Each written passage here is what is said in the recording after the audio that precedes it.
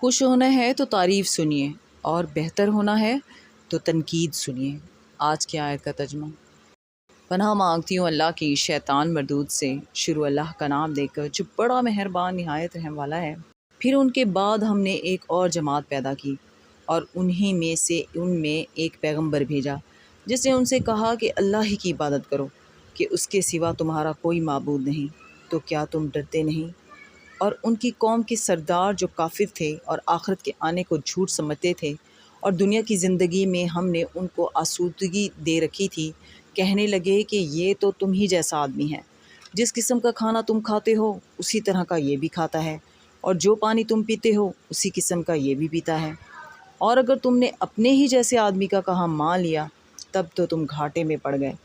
کیا یہ تم سے یہ کہتا ہے کہ جب تم مر جاؤ گے اور مٹی ہو جاؤ گے اور ہڈیوں کے سوا کچھ نہ رہے گا تو تم زمین سے نکالے جاؤ گے؟ صدق اللہ العظیم۔